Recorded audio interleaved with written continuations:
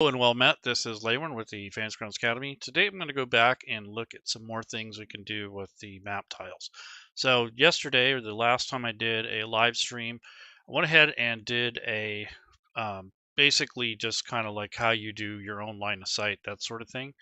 So if I bring up the image that I did yesterday, this is a kind of a thing you would do if you purchased your own content and you wanted to add your own line of sight, maybe save yourself a little money if you want. One of the things that I failed to mention was to label the lighting. So this might be floodlight, and then you have the flashing emergency light. So that's something that you'll have to decide if that's important to you or not, but you can add a folder. So let me put my pointer on and we'll pick up where we left off yesterday. And then we'll talk about or show how to use the map tiles in a little bit different way. So I'm going to go ahead and zoom in on the map, and I want to find out which is which. So when I turn this on, I'm going to go back and turn on the line of sight so I can see what's going on here. And what you'll see here is this flashing light. So I can actually turn that off if I want basically to turn off the lighting. So let me see what we got here.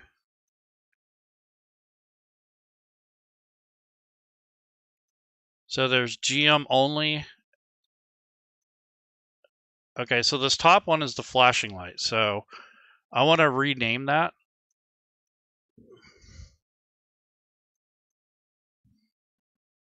So this is going to be the emergency light. And then this one is the railing lights. So I'll just say rail lighting or something like that, so I kind of have an idea of what that is. And then you can make a folder, and in this folder, I'll just call it lighting. So renaming that, and I'm going to drag these in there. So all the lighting is now going to be nested in this folder.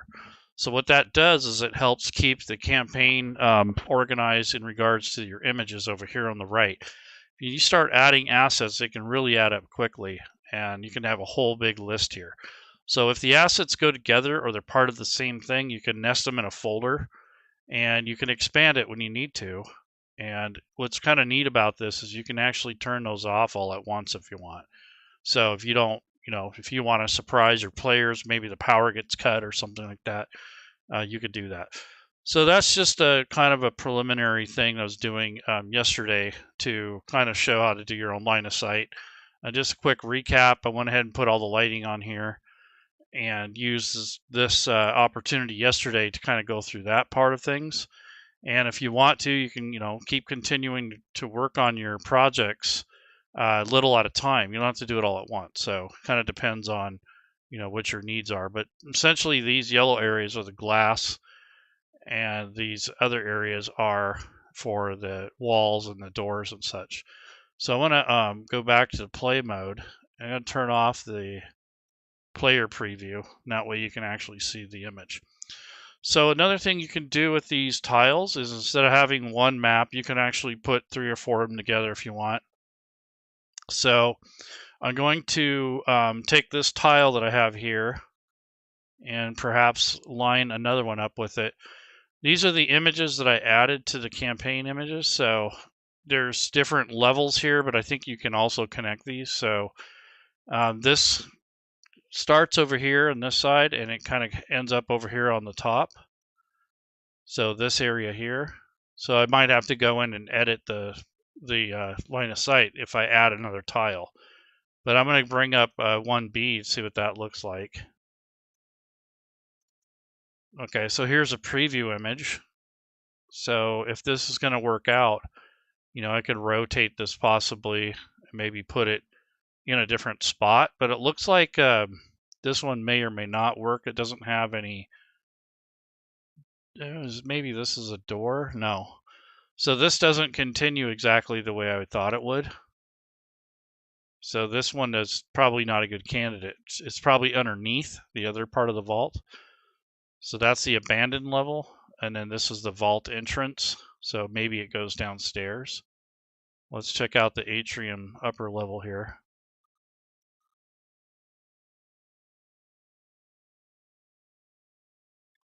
So this is a some sort of, yeah, see, this has a continuation on it.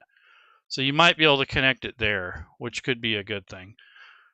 All right, so let's try that. I'll just go ahead and just add it on there. I'll find something that's going to be a little bit more available, or at least make it look better. So this is the map, and I'm going to turn down the grid. I notice it's a little bit overwhelming, so I'm going to turn that down. So I'm going to go to the grid and then go to the tint part and turn down the alpha channel. So I normally don't have it up that high, usually about 90 or so is where I like that. That way you can still see it, but it's not covering up the artwork. Okay, so let's take another tile, see if I can find something that will actually kind of fit this area. So here's a living quarters. So let's see, is there a connection point? Maybe here. Yeah, there's some tunnels here. So yeah, I guess you could connect these how you want. I was hoping to be a little bit more defined, but not that big of a deal. I mean, you can do whatever you want with these, but what I was hoping to do is take the tiles and connect them together and kind of make it to where, it has a, like a connectivity. So this might be the part of the experiment lab. So let's take a look at that. So the experiment labs, yeah, maybe we can use that. Okay, so what I'm going to do is take this and drag it over here into the tiles area, and we'll see what size we get. So right now, let's drag this over. This is the experiment lab.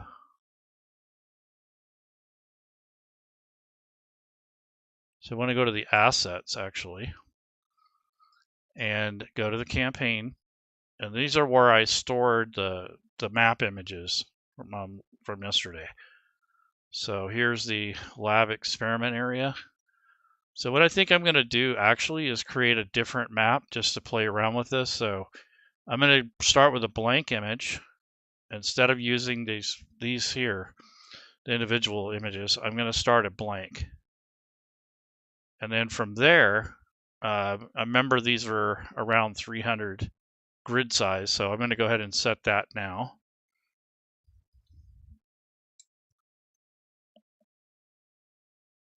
Okay, for scale. And then you can either drag these over directly from your asset packs, or if you want to, you can go to the layers tab and then put it in here. That way you have more control. You can rotate it, recolor it, do all that stuff before you snap it. And then you'll get an idea also of how many grids it's going to take, like spaces. So let's take the experiment, let's do the living quarters. Okay, so what I'm going to do is start dragging these on here. Huh? Okay. That didn't work how I thought. Okay, so take this. Okay. So now it's a tile. It's 24 by 36. So I'm just going to click on this vertice right here, and we'll see what we get. Yeah, so that's right. So that's one piece. And now I'm going to take another image here and see if we can match it up. So here's the security area. Here's some living quarters. And then here's the reactor levels. So this is already the reactor levels. So let's try security. So we're going to do the same thing as drag and drop this into this tiled area. And then I'll just come over here, click on the map, and there we go. Okay, so this is when you're kind of working with tiles, and you can kind of move these around just like you would with tiles. So let's see what we got here. So this one doesn't have an obvious connection point, but what you can do is put all this on one map so that you have them together. Let's say you wanted to run these at different levels for the game.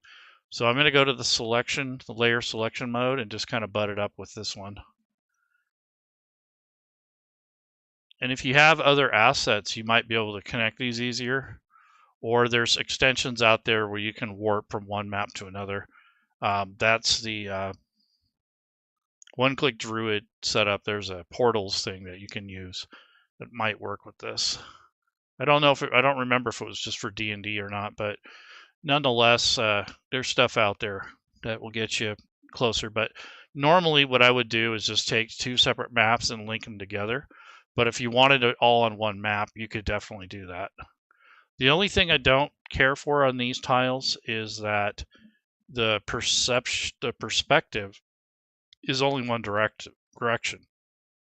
So if you're going to use these, you have to keep them in this orientation.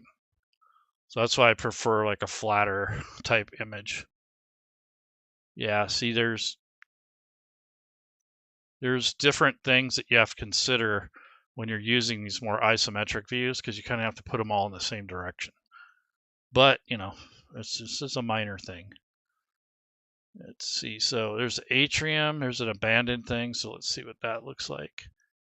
So go to that. And under the assets,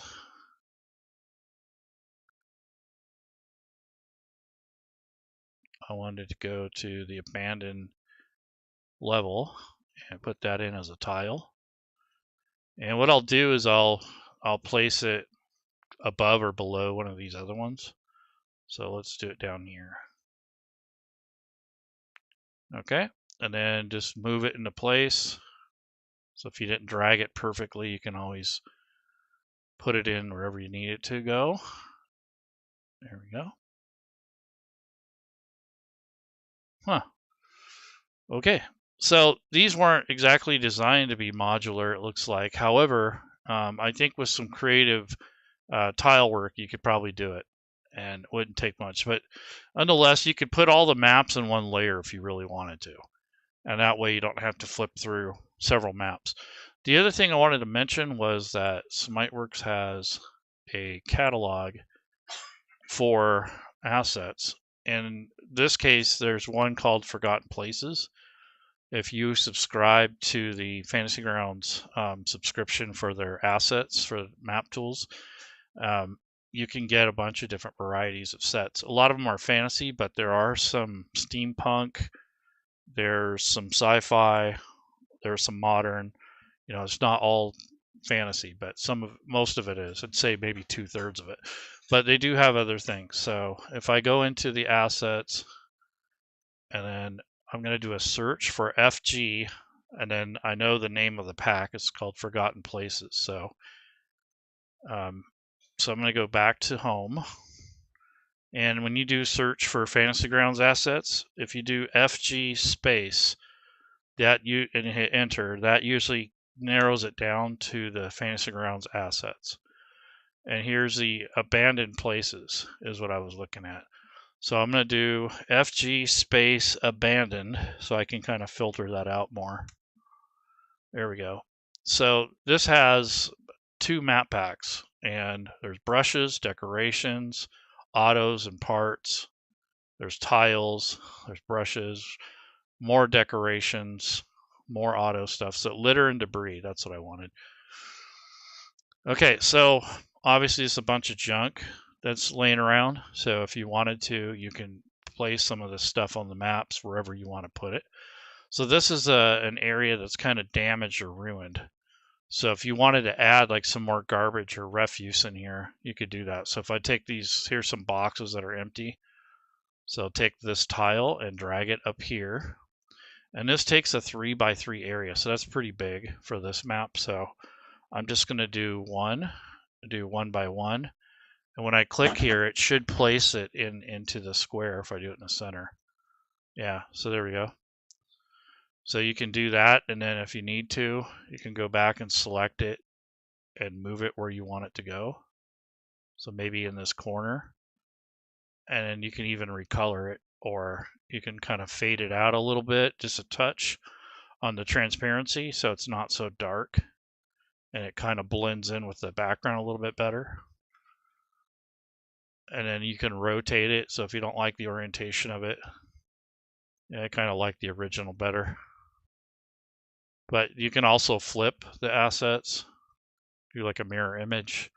So there's lots of little things you can do here. So that's a bunch of boxes that are empty. Now there's just like a chest or dresser drawers or something like that. So maybe we could put something up there.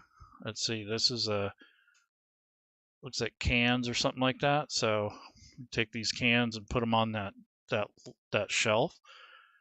And that's a 1 by 1. So I want to actually go with like maybe half because of the scale. And that's why I like putting them in here first. You get a better idea.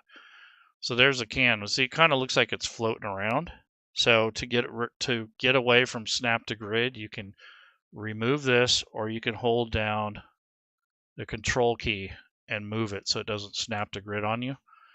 And then you can also decrease or increase the size if you want. There's a shortcut for scaling that. So I think that's going to be where I put those cans. Oops, it just snapped back to grid there.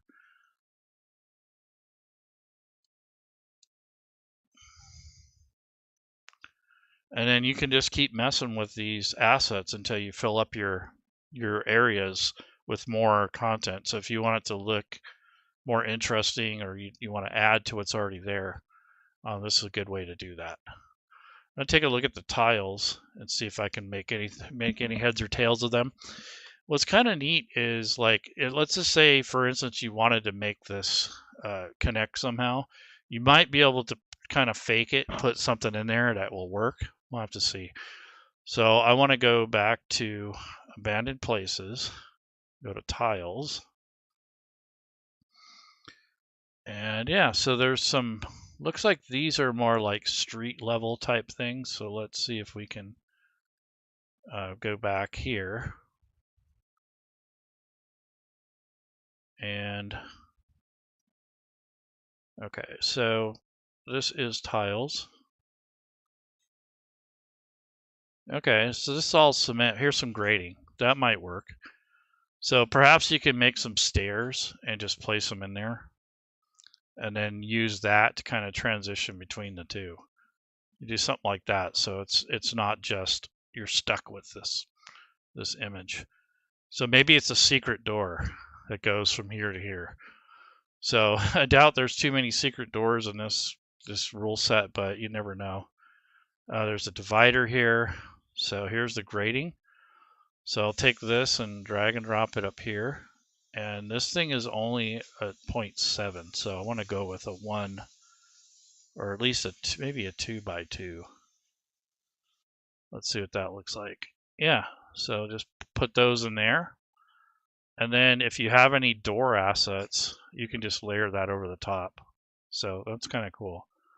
So this way you can kind of connect the maps together. I mean, it doesn't look that great, but it's doable.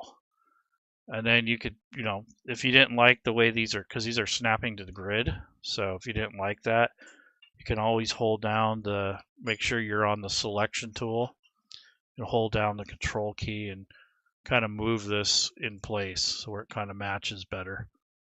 Do something like that.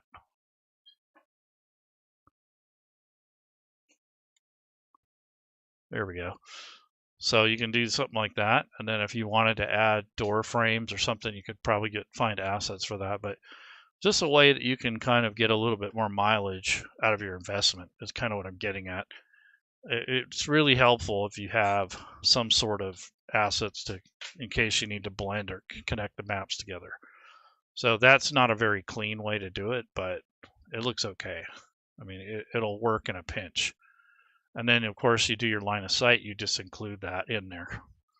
And you can even put walls in here and such. So I think there were some dividers in here. So yeah, like I said, this can be like a secret passage or something.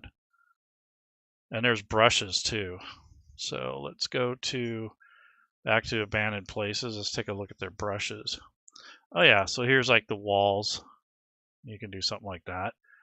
And what's kind of neat is if you want the walls to match kind of what's already there, you can use the color selection. So let me grab one of the walls, okay? And it's one 1/3 of a width, that's fine. I don't really mind. And then what you can do is this color picker thing, the tint.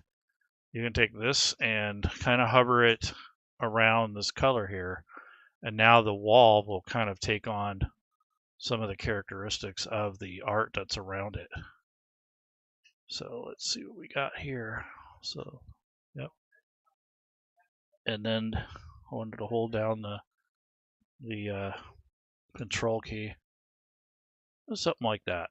So it kind of helps to have that functionality, so you can add, if you need to add the walls in or something, you could do that. And what I would probably do is put another wall right here, and then make it look like it was part of this map, and then just kind of go from there. So we have this tile selected. We can actually make a duplicate.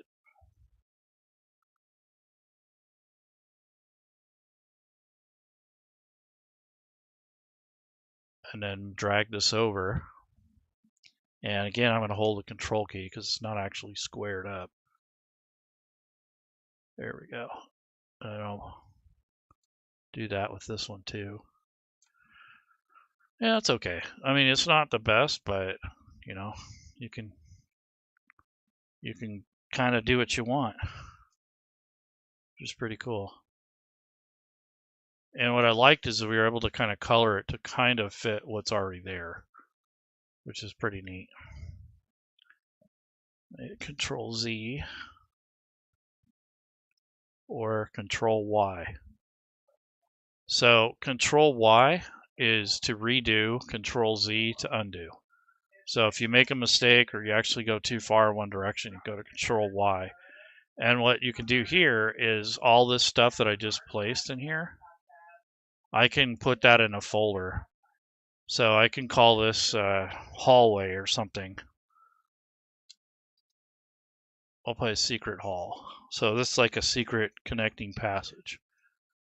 And then from there, drag all these assets into that folder. And then that way, it's not a big mess. So I even put the brushes in there.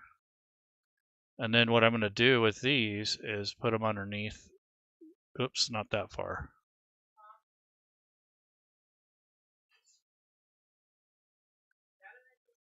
Okay. And then that way they're in this section, so I can actually turn that off if I want. So it's kind of up to you how you want to do it, but just kind of showing you some things that flexibility you can have. And one reason I bought these instead of buying them on the Fantasy Grounds store is I get a little bit more flexibility. I don't know if it was set up to work with other rule sets, being that this is a Fallout asset. It depends on how the person who converted it did the maps, but if I do them myself, I can make them available to all the rule sets, not just for Fallout. But if it is a Fallout product and it's got Fallout assets attached to it, it'll probably be just available in Fallout. But that doesn't stop you from, looking at it using the Universal Module extension. You'll be able to look at the content at least. So that's basically all I had. I just wanted to kind of pick up where we left off yesterday, if you watched. I'll link the two videos together because they are related. And this isn't really that big of a tutorial. I just kind of wanted to show some of the things that you can consider and do with the assets. But I went ahead and bought these straight from Odysseus for like $17, and the other set on Fantasy Grounds is an extra $30. But it is some work to put the line of sight on all this stuff and to input all the data and scrape all the artwork out of it and stuff. It's a bit of work. So it just kind of depends on what your needs are and your budget and such. I think eventually, if it goes on sale, I'll probably buy it just to have it. But for right now, I'm just going to play with the images that I already dealt with. So anyways, take care, folks. Enjoy the